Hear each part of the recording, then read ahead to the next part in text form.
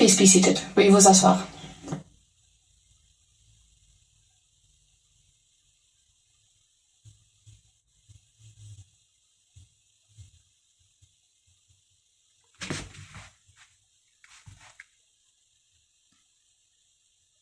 DUTERTE est maintenant ouverte.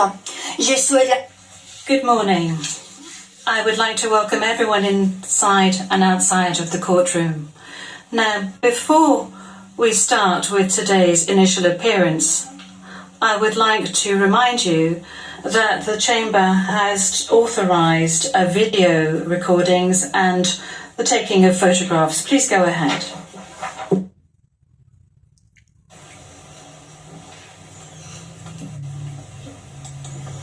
Je vous remercie, vous avez eu... Thank you. You have 1 minute to take photographs and record videos.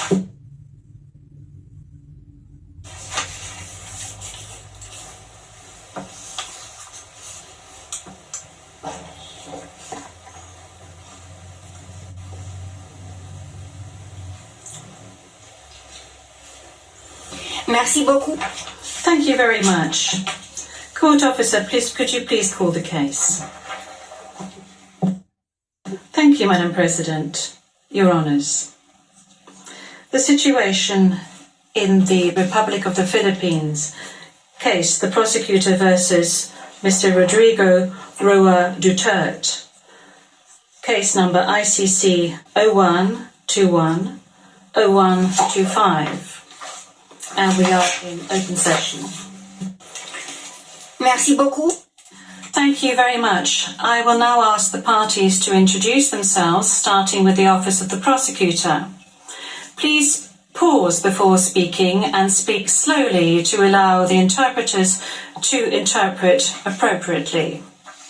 May I ask you to introduce yourself and to confirm whether the list of your staff that I received prior to the hearing is correct, Mr. Prosecutor? Your Honours, good morning. The list is correct. Once again, Deputy Prosecutor Manjay Niang to my left, trial lawyer Edward Jeremy behind us, trial lawyer Robin Croft, International Cooperation Advisor Chantel Daniels, and our very able case manager Grace Go. I'm Karim Khan, the prosecutor. Merci beaucoup. Thank you very much. I now turn to the counsel for the defence of Mr. Duterte. As everyone can see, Mr. Duterte is present and is attending the hearing via video link. As Mr. Duterte made a long journey involving a considerable time difference, the Chamber authorised Mr. Duterte to follow the hearing at a distance. His counsel, however, is present with us in the courtroom. Thank you, counsel. Please introduce yourself. Good afternoon, Your Honours. I am Salvador C. Medjaldea, counsel for Rodrigo Roa Duterte. Merci beaucoup. Thank you very much. Thank you very much, counsel. I will now introduce the chamber.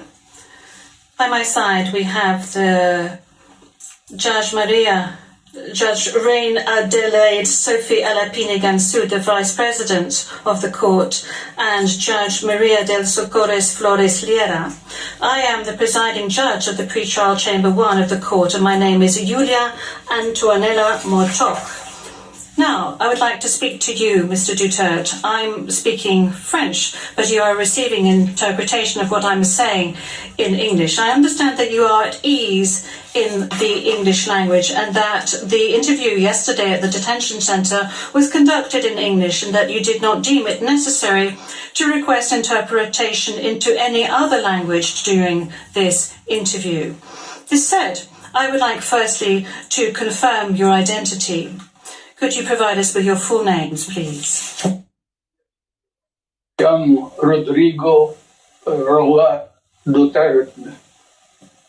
That's my first middle name is Roa.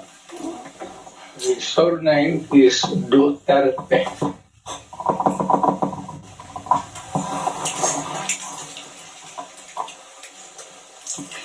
Merci beaucoup.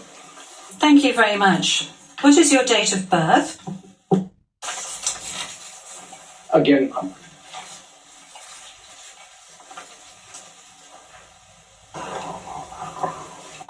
Can we request that the question be repeated? I don't think he heard it. Thank you. Repetition from the English booth. What is your date of birth? Yes, thank you very much, Counsel. I was asking quite simply of Mr. Duterte what his full names were, and then I subsequently asked him what his date of birth was and what his place of birth is. Is that all right, Counsel? yes, of course, again. My birth month day is March 28, 1945.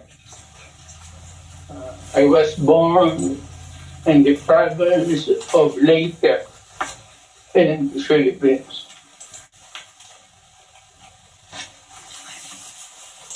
Merci beaucoup. Thank you very much. As a preliminary point. Very well, thank you, Mr. Duterte. As a preliminary point, it is useful to clarify the nature and limited scope of this first appearance hearing. Today's hearing is neither the start of the trial, nor is it a confirmation of charges hearing. During today's hearing, no evidence will be collected or presented, and the issues of Mr. Duterte's guilt or innocence will therefore not be addressed. In accordance with Article 61 of the Rome Statute, the Court's founding treaty, and Rule 1211 of the Rules of Procedure and Evidence, the main purpose of this initial appearance is to answer 3 questions. Firstly, the Chamber must ensure that the person who was the subject of the arrest warrant has been informed of the crimes of which he is accused. Second, the Chamber must ensure that this person has been informed of his rights as recognised by the Rome Statute. Third, the Chamber must set a date on which it intends to hold a confirmation of charges hearing. The Chamber notes that your counsel, Mr. Duterte, filed 2 motions, one in relation with today's hearing, and you may be aware that these 2 motions have not been accepted by the Chamber because of the nature of today's hearing. No further discussion on the matter is necessary during this hearing because, as I said at an earlier stage, the aim of this hearing today is to introduce the parties and to ascertain the charges and to set a date for the confirmation of charges hearing at a later stage. With regard to the first point, I recall that Mr. Duterte has received a copy of the warrant for his arrest and that a redacted version of the prosecution's application for the issuance of the warrant of arrest is public. I will now ask the court officer to read the charges against him. The charges will be read in English. Please, over to you, Madam Courtroom Officer. Thank you, Madam President, Your Honours.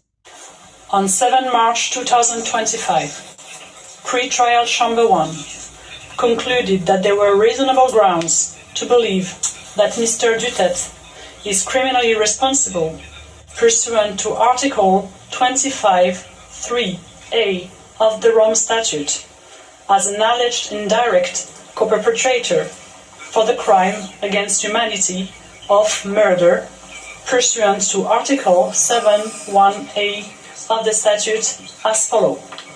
A. Murder of at least 19 persons, allegedly drug pushers or thieves, killed by members of the Davao Death Squad in various locations in or around Davao City, Philippines between 2011 and 2016. B.